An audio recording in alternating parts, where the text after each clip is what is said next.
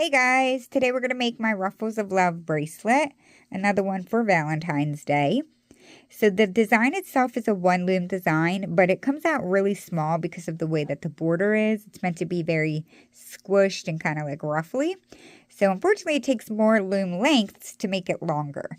For example, this one here took me 3 looms to get this length. So definitely keep that in mind. If you only have 1 loom or 2 looms, you can still make it. You just will need extension bands. I actually used 2 looms for these ones, and as you can see, it's not very big. So I just want to make sure you guys are aware of that. I'm going to put the breakdown for 1, 2, or 3 looms down in the box below. That way you can pick which loom you're using and know the band count. So also make sure you do stick around at the end, because when we pull it off of the loom, it does not come out as neat as they look right now. We will have to fix the hearts, and I don't want anyone thinking you messed up or something. So come back at the end to see how to fix it. So to get started, you're going to have at least 1 rainbow loom set up in a staggered position. I'm going to use 2 looms, so I'm connecting 2 of them together with the long blue bases to make my piece longer.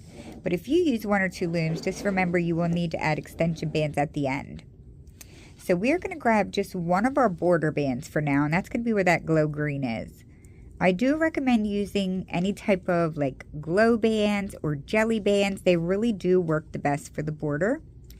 But I'm going to use glow pink, and we're just going to lay one of them for now on the center to close it later. And now we're going to choose another color. So keep that color close by. And this color we lay now is going to be where the white is, which I'm going to use this navy blue jelly. So we're going to lay this going straight. And now we need to make, it's kind of like a shape of a kite. So we need to wrap this around all 3 of these pegs, but we need to do a long stretch up the middle. Like that. It kind of reminds me of a kite. If you need to just lay it straight going across those 3, then you can use your hook to pull it out to the sides. However you need to get it on there, just make sure you're not going here and you're doing the long stretch up there. From where we end it, we're going to lay a straight one. And now we're going to lay that kite shape again. Actually, I'm going to show you how, if you need to use your hook, you can just stretch it up 3. And then use your hook right here and pull it out to the side. Like that. That's the 2 things that we're going to alternate right now, laying a straight one and laying that kite shape. So I'm going to go back to laying it straight and my kite. I'm going to have a pop-up on the screen showing you how far down the loom to go depending on how many looms you're using. I'm going to go, since I'm using 2, I'm going to go as far down the loom as I can possibly go.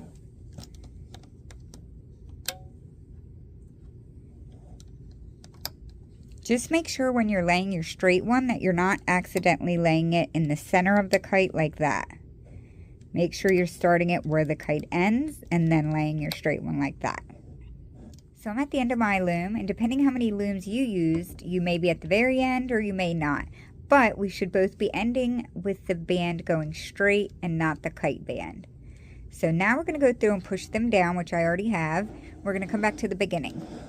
So now we're going to choose the actual color of the heart. And you can use more than 1 color here. I'm just going to use 1. I'm going to use this pink from my Besties kit, which I think they are so pretty. But we're going to be filling in the kites. So like the back side of these kites, we'll start laying it going straight. And then we'll go diagonal left and diagonal right. Kind of making like an arrow. Like that. We're going to skip the next peg, come up to the next one where our little kite is, and we're going to fill that one in.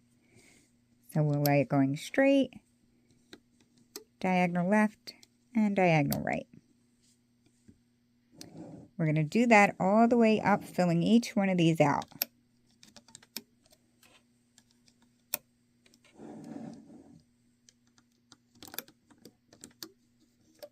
Alrighty, so once you are done, it will look like this. You're going to push those down. We're going to come back to the beginning and lay our last set of bands. So you already actually chose this color at the beginning. It's laying right here loose in the center. So I was going to use glow pink, but I'm actually going to use glow yellow because I feel like it will stand out a little better. But remember, this is just the border where this glow green is. And again, I'm going to switch my color, so we're going to act like that's not pink right there. We're going to go diagonal to the left and the right. And now we're just going to go straight down both sides, all the way down until we get to the end of the loom. And I'll show you where to bring it in once we get down there. You don't want to go past the center bands. I don't want to give you an exact number in case you used a different loom than me. It's basically going to be like one row before it. I'll show you when I get down there, don't worry. I usually lay one side at a time, but I'm going to go ahead and just lay both the left and the right at the same time. So I jumped ahead and I'm at the end of my loom. So as you can see, here's my last middle band. I don't want to bring the border past that. I want to start one row before. So you can see it's like on an angle with the last center band. We're just going to close it off by bringing the yellow into the center and connecting it like that. So now you're going to want to push all of those down and then we can turn our loom around. So we are going to grab one more of the border color and we're going to wrap it around twice on the center pin, creating that cat band. And now we can start the looping. So we're going to start by going into the cat band and looping the border diagonal to the left and to the right. We're going to be alternating a bunch of steps, just to let you know. So now we're going to loop the border up twice on each bar pin. So on the right bar, I'm going to go in, loop the border up, and then we'll loop the border up again. Come to the left, loop it up twice. Now we're going to come to the center. So we're going to come back to where the cat band is. We're going to reach in and grab the only band that's in there.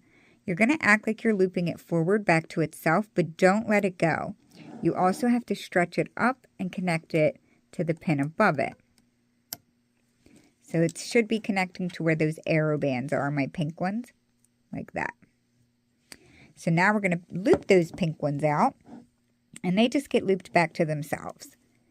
So go in here, loop it out to the left, right, and forward. Don't worry about that band getting twisted. It doesn't matter in the end. So now we need to back up from there. So here's the center one we just looped from. Back up to this peg. There's one band in there once you move the cat band. See that bottom blue band? That is the part of the kite band. This part is tricky because the loop is very small. We're going to act like we're connecting it here, but we're not going to let it go. We also need to stretch it up one. Again, the loop is very small, so I'm going to give you a tip. I bring it to the left to get it off of the peg, and then swing it to the right. Bring it up and come to the corner, so you can use the corner of that pin to open that circle up to get it on there. And then again, don't let it go. You have to stretch it up and connect it to the pin above it.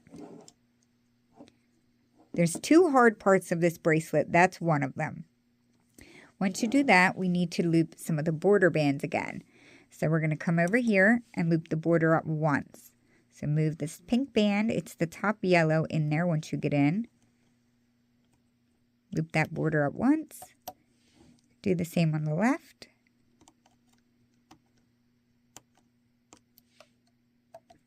We're going to back up again, and we need to loop the rest of that navy blue. It's the last band that's on the peg here. So the left one and the right side of that navy blue is going to get looped to the middle as well. So again, go in here. It's the last band on that peg, and you're going to loop that to the center. It's going to be very tight. Do the same on the right side. I usually put my hook in towards the left to try to move those pink bands. It kind of helps give you an area to grab that band. So from there, we need to do another part that I said is hard. So this is where we just loop those blues to. We need to actually flip the pink bands that's on that pin. I'm going to turn it around so you can see the bands I'm talking about. Right here. This blue band is kind of in the way. So you have to use the back of your hook to kind of push it so you can get under there enough to grab them. These are the two that we're going to be flipping. I want to turn my loom around so you can see it from the front, or at least from the side. So what I usually do, let me zoom in here. I use my hook.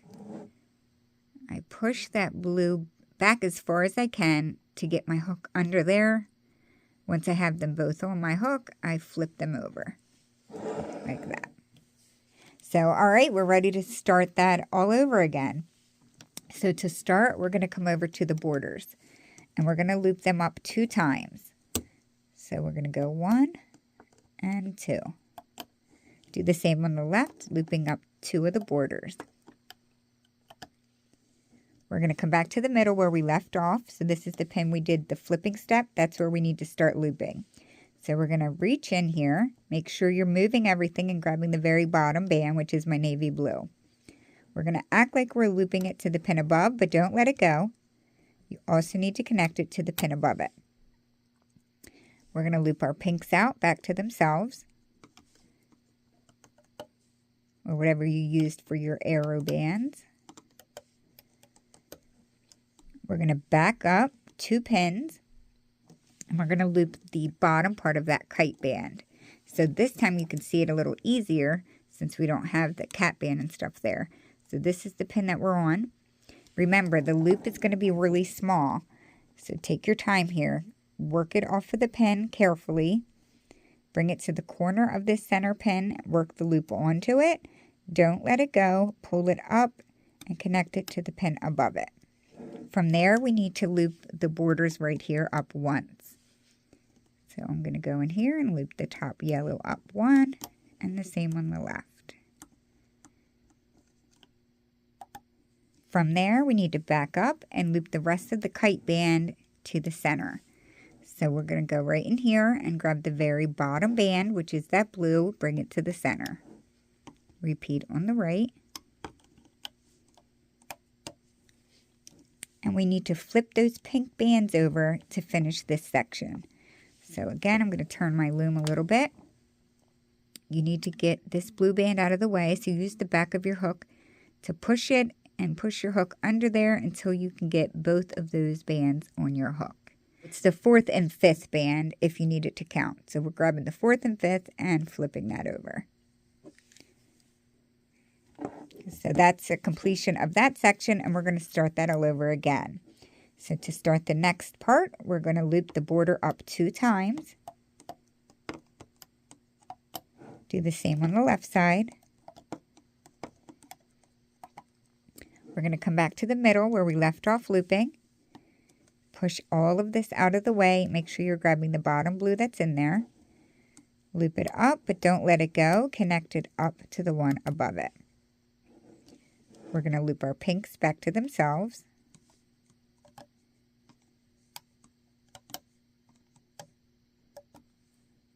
And now we need to back up from there and loop up the bottom of the kite band carefully. Get it onto the center pin, but don't let it go. Also stretch it up to the pin above it.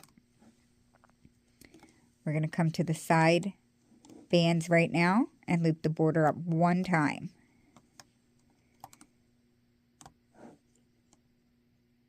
I'm doing the same on the left. We're going to back up and we're going to loop the rest of the kite band. So it's the bottom blue band, and they both get looped to the center.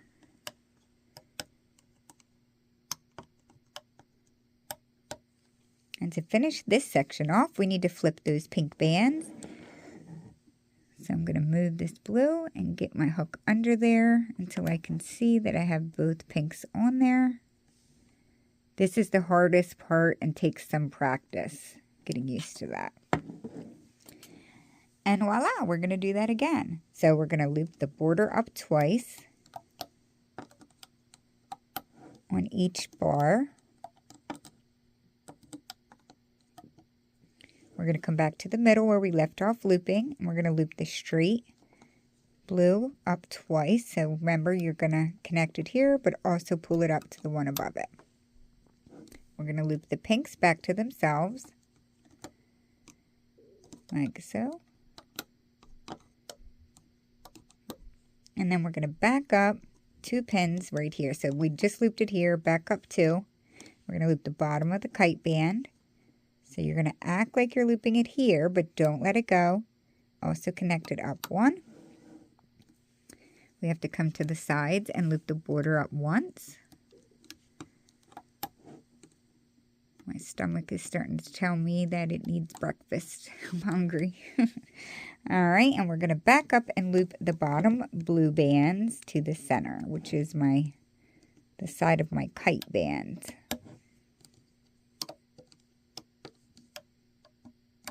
Like so.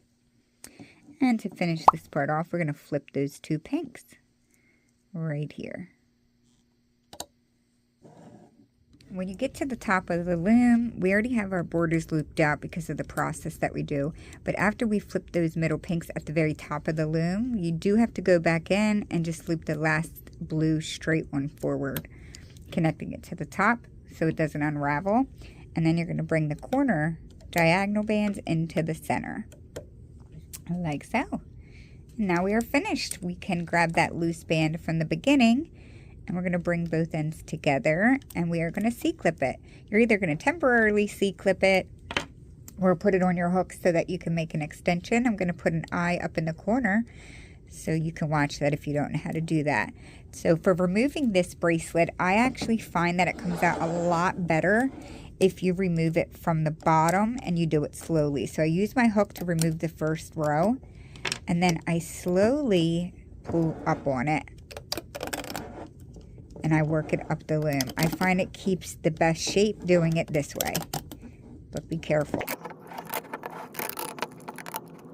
Alright, so I just took it off of the loom. As you can see, this is what it looks like when it comes off.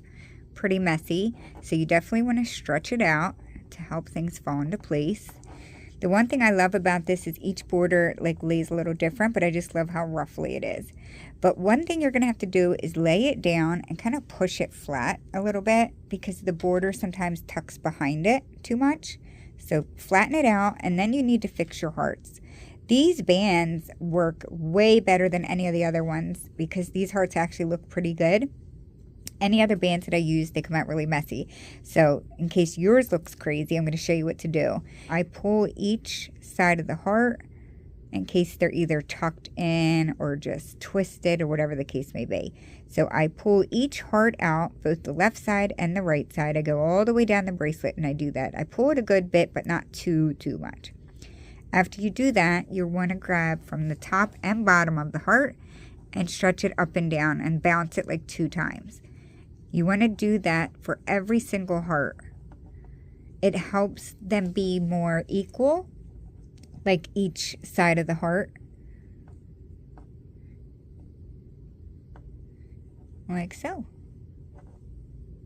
And if you have to flatten it again, just to help the border pop out a little more, that's what you do. So I will need to add a extension to that, which I'm not going to do right now. I'm just going to sit that down. But that is how you create my Ruffles of Love bracelet. I hope you guys enjoyed this tutorial. I hope it was helpful and not too hard. If you have any questions, please let me know down below. I'm happy to help. So thank you guys so much for watching, and I will see you in my next tutorial. Thanks guys. Bye.